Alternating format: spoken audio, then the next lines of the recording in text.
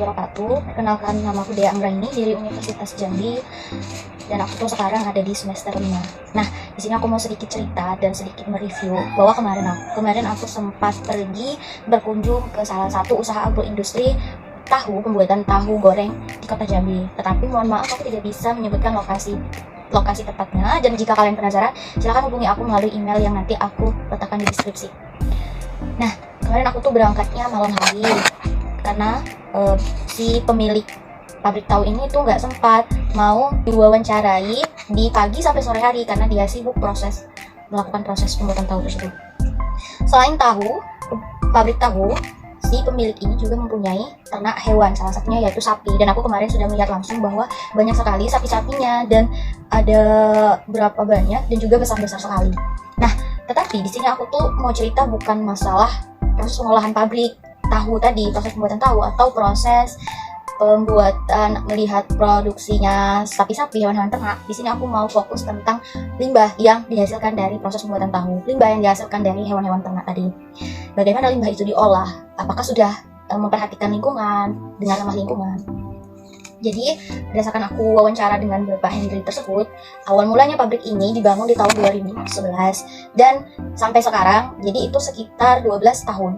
Tetapi awalnya kan itu bapaknya masih ngontrak dan belum di lokasi saat ini. Kemudian di tahun 2013 ia pindah dan sampailah sekarang. Berarti kalau di tempat yang baru itu sudah selama 10 tahun.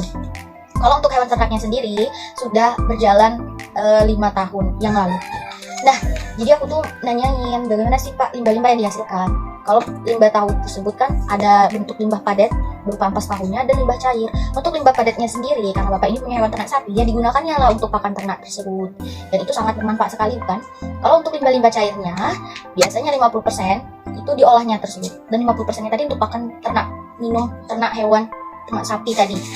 Biasanya untuk proses pengolahannya, Bapak itu melakukan proses penyaringan. Ia menyediakan nih minimal 5 kolam. Kemudian dilakukannya penampungan, setelah itu peresapan dan dilakukanlah proses penyaringan. Nah, untuk limbah kotoran-kotoran dari hewan ternak tadi tidak diolah atau dijadikan pupuk, tetapi ini malah diambil oleh petani yang pasti dijualkan sama Pak Hendri. Petani kan membutuhkan tuh kotoran-kotoran ternak untuk pupuk, karena Pak Hendri kan juga bukan seorang petani yang punya lahan, jadi ya dia diserahkannya kepada petani. Dan biasanya petani-petani yang mengambil itu adalah petani-petani sawit kebanyakan. Nah, mereka itu melakukan sistem kontrak, karena sistem kontrak harganya lebih murah ya.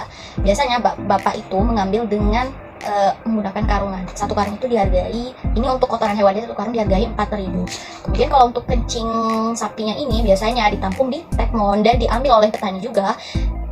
Dengan harga satu tekmon itu biasanya 400.000, 400 per liter jadinya. Dan petani-petani itu mengambil langsung dari tempat Pak Hendri. Nah, jadi guys, dari penjelasan aku tadi, menurut aku sendiri bahwa dalam mengelola limbah-limbah tahu tadi, Bapak itu sudah termasuk ramah lingkungan, karena dia kan diolahnya dengan proses penyaringan tadi, di dalam kolam tadi dibuatkannya, bukan yang dibuang sembarangan di selokan atau di sungai gitu kan, atau tidak bertanggung jawab lah gitu, sehingga dapat merusak lingkungan. Aku ingin menyarankan limbah tahu yang cair tadi sebenarnya bisa diolah lagi, yaitu dengan dijadikan energi biogas. Mengapa? Dengan energi biogas ini juga akan mampu membantu proses produksi tahu lagi. Dengan memanfaatkan limbah tahu, para pengusaha dapat menekan kerugian akibat tingginya harga kedelai dan juga dapat mengurangi beban ongkos pembuatan tahu. Nah, jadi sebenarnya bukan untuk usaha Pak Hendri saja, usaha-usaha pabrik tahu lain di luar sana juga bisa dapat memanfaatkan dengan diolah menjadi energi biogas. Dan juga ingat bahwa hal ini dapat membantu mengurangi kerusakan lingkungan, pencemaran lingkungan gitu, dengan memanfaatkan limbah-limbah tersebut tanpa dibuang langsung, tidak mencemari sungai juga. Oke, baiklah, sekian cukup dari review aku atau cerita aku kemarin, dan nanti aku akan langsung ke video aku ada di lokasi bersama wawancara bersama Pak Hendri. Simak video aku selanjutnya sampai akhir. Dadah. Assalamualaikum warahmatullahi wabarakatuh. Hai semua, perkenalkan aku Dea Anggraini. Nah, kebetulan aku lagi di pabrik tahu milik Bapak. Oh ya, nama Bapak ini adalah Hendri. Nah, bagi kalian yang penasaran, pabrik tahunya ini ada di Kota Jambi. Dan di sini saya mau melihat limbah-limbah yang dihasilkan dari pabrik tahu milik Pak Hendri ini. Cukup sekian, terima kasih. Kita lanjutkan ke video selanjutnya. Nah guys, ini merupakan limbah-limbah hasil produksi tahu, limbah cairnya ya. Selanjutnya yang ini bagian pakan ternak yang berasal dari ampas tahu untuk minum hewan, makan hewan. Dan ini bagian tempat penampungan yang tadi saya jelaskan bahwa terjadilah proses peresapan, penampungan yang dilakukan Bapak ini.